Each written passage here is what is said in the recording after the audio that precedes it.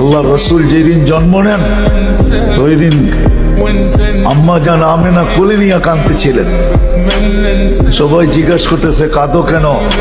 পরিবারের লোকজন, শ্বশুর বাড়ির লোকজন কেন কাঁদো? আব্দুল্লাহ নেই। কেন? আব্দুল্লাহ থাকলে এতক্ষণে খেলনা চলে আসতো। আল্লাহ যেন কানে কানে বলতেছিলেন আমেনা কাঁদিস না, আব্দুল্লাহ খেলনা আনলে আর কোত্থেকে আনবে? মক্কার বাজার থেকে।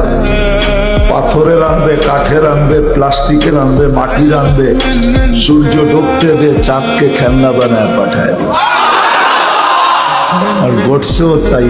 আবু তালেব বলে বিকালে যখন শোয়ায় দিছি, সূর্য ডুবার পরে যখন শোয়ায় দিছি চোখের উপরে, তো বাদাল কামরু আইয়াদনু, চাঁদ দ্রুত গতিতে নিচে নামতে ছিল। আর আমি তাকায় তাকায় দেখতেছিলাম। যখন একবারে নিকটে চলে আসছে তো চিৎকার দিয়া ফেলছি, ভাবতেছিলাম তোমার উপরে পড়া না যায়, কিন্তু তোমার মাথার কাছে এসে থেমে গেছে। তুমি হাত পাও নাড়াচাড়া করতেছিল আর চাঁদ উপরে ডান্স করতেছিল। তো বলছে চাচা জানেন চাঁদ কি বলতেছিল? তা তো জানি না। বলে আন্নাল কামারা ইউগান্নিনি ওয়া ইউহাক্কিনি ওয়া ইয়ামনাউনি মিনাল বুকা। চাঁদ আমাকে ছন্দ শুনাইতেছিল, কান্না থেকে বিরত রাখতেছিল। আমি যেন না কাঁদি, কাঁদলে আম্মার কষ্ট হবে।